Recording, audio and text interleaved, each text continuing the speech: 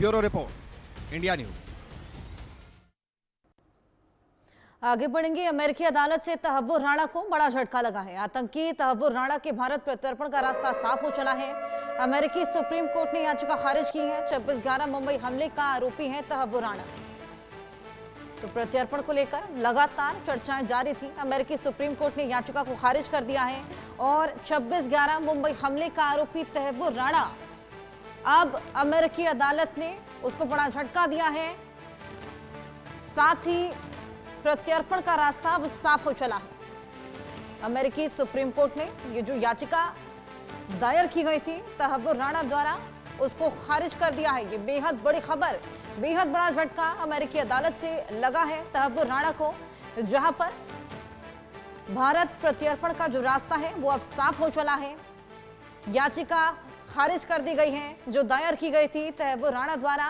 26/11 हमले का मुख्य आरोपी तहव्वुर राणा, और ये बेहद बड़ा झटका। हमारे साथ हमारे सहयोगी संभव शर्मा जुड़ गए हैं, उससे और जानकारी लेंगे। संभव, ये बेहद बड़ा झटका लगा है, प्रत्यर्पण का रास्ता साफ हो चला है, भारत के लिए अच्छी खबर है ये।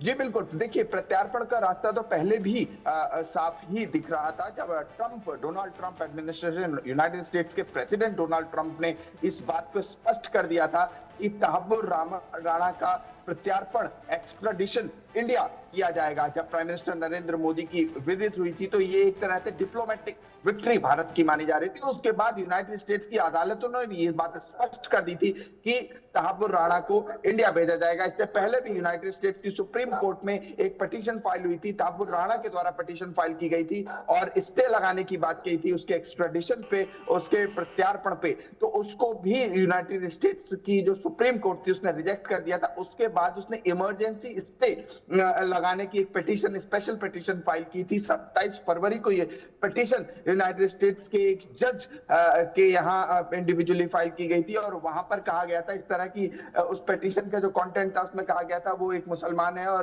पाकिस्तानी मूल का मुसलमान है और इस वजह से भारत में वो जीवित नहीं बचेगा और उसकी जान को खतरा है भारत में। तो ये कहते हुए उसने ये पिटीशन लगाई थी और यूनाइटेड स्टेट्स की सुप्रीम कोर्ट ने एक बार फिर से स्पष्ट कर दिया है, अमेरिका की कोर्ट ने ये स्पष्ट कर दिया है कि प्रत्यार्पण का रास्ता अब साफ है और तहव्वुर राणा जल्द ही भारत लाया जाएगा, क्योंकि अमेरिका की जो टॉप कोर्ट्स हैं उन्होंने सबने क्लियर कर दिया है कि तहव्वुर राणा का एक्स्ट्राडिशन होगा और उन्होंने सभी पिटीशन एक के बाद एक पैतरे, लीगल पैतरे तहव्वुर राणा ने यहाँ लगाने की कोशिश की और यूनाइटेड स्टेट्स की सुप्रीम कोर्ट ने सभी पैतरों को, सभी उसके लीगल स्टेप्स को खारिज कर दिया और ये फाइनल झटका, एक जिसे कहा जाता है बिग ब्लो तहव्वुर राणा के लिए, और तहव्वुर राणा का प्रत्यार्पण लगभग अब तय हो चुका है। बस देखना यह है कि भारत की किस जेल में तहव्वुर राणा रखा जाएगा, क्योंकि ट्रायल 26/11 का ये मास्टरमाइंड